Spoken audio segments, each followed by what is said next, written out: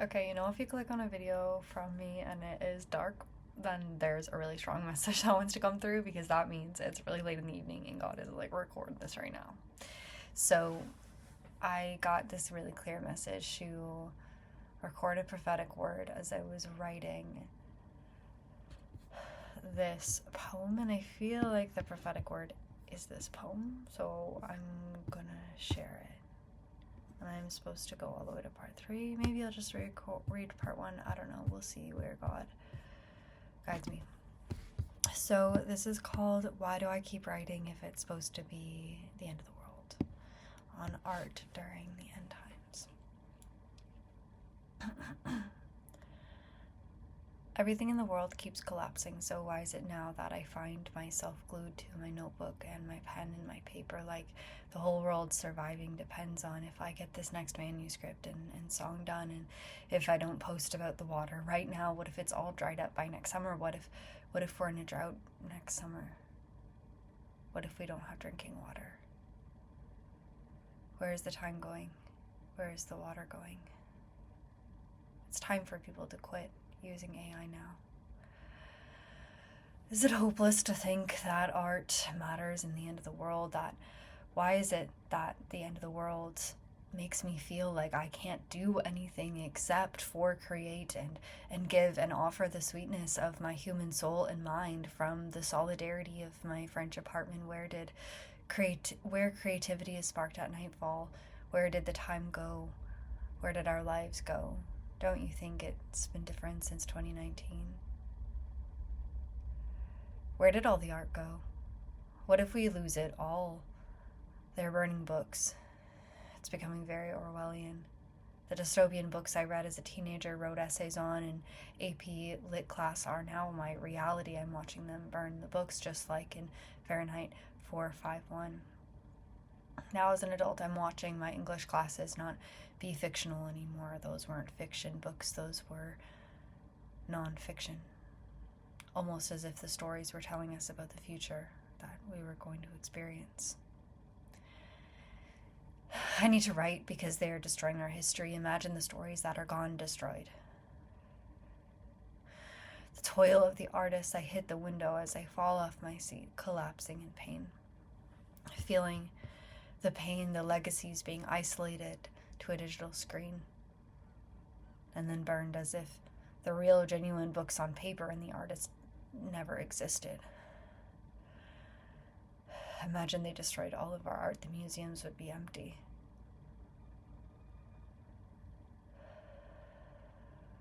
What if the real, genuine books in paper and that artist never did exist? Are they going to start retelling our history?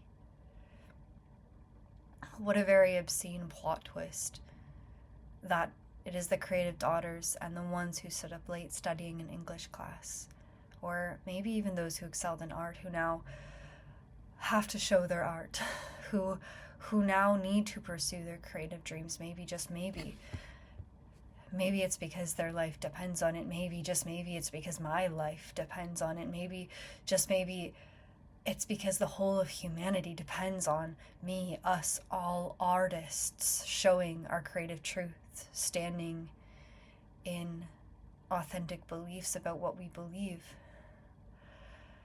and giving the world something that makes them feel.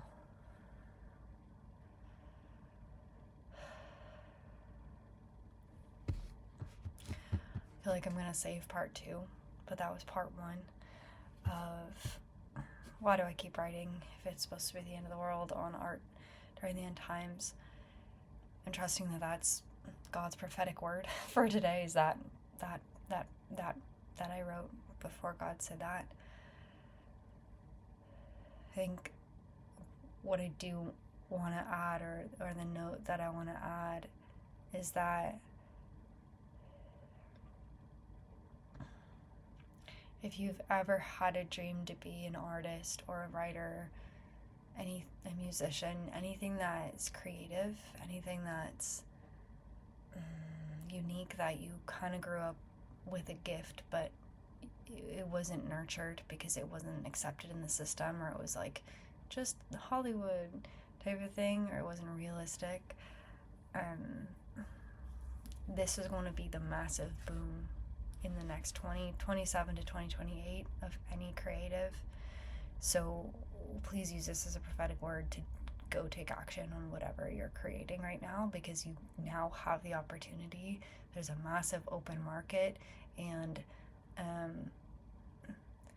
as AI continues to go up, more and more people are going to be needing authenticity and real people and real art. They're going to crave it so much, like so much. So you remember that your creativity keeps people connected to human nature, to feelings, to being human.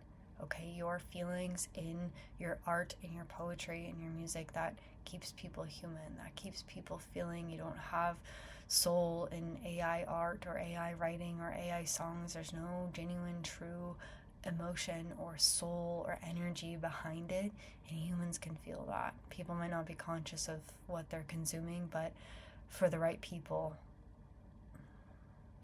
you'll be making a bigger impact than you could ever understand if you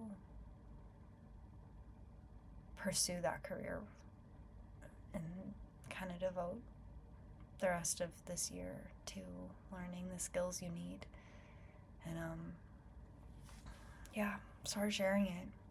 It's there's a reason that you can't stop writing right now, or can't stop making art, or you feel this pull to create. So I'm sending you so much love. If you enjoyed this video, make sure you are subscribed to my channel. And I have a book. It's called Daughter of God. It's a devotional to help you grow in your faith. And there's more to come. So that link is in the description box below. If you liked this video, make sure to give it a like and to subscribe. And I hopefully will see you in the next video. And I will also add my Substack in the description box here, because that's where this poem is posted if you want to read it. There's also a photo attached to it that I felt, for me at least, embodied how this feels.